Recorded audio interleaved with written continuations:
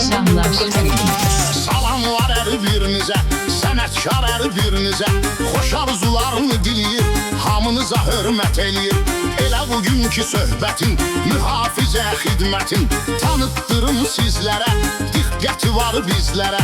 Bu cür başlayım sözə, Riyad vətən mühafizə, etibarlı 100%, xidməti var tərtəmiz. Qeyd edim bu sambalı, maştağalı generalı, adı Qasımov etibar, onda vardı etibar. Rəisimizdi birbaşa, var hörmət bu qardaşa, yek rəisdi etibar, hələm onun oğlu var. Ağa Hüseyin başqadır, bizə görə tam başqadır. Buradakı yoldaşlara, bütün əməkdaşlara, Ağa Hüseyin hər bir an dəyər verib hər zaman. Var əla təsvirləri, deyim kamandirləri, bu iş yoldaşları ilə, əməkdaşları ilə tədbirlərə gedirlər, o yerdə görsənirlər.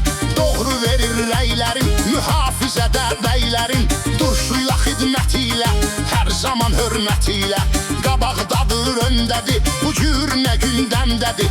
Dedim bu yoldaşları, xanım əməkdaşları, kişi kimi xidmətləri, var belə qiymətləri.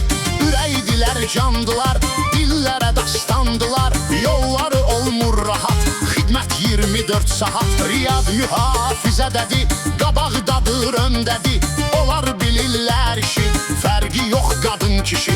Bölgənin hər yerində, ölkənin hər yerində, belə var əməkdaşları, canavar əməkdaşları. İgiddilər, mərdilər, düşman üçün dərddilər, hər biri dərya dəniz, deyilən meyxanəmiz. İşçilər ilə yoldaş, 5 dərəcə əməkdaş, buradakı bir işçidən, Göyçə balası Ayşədən dəyər verdi bu söz üçün, hədiyyə oldu siz üçün.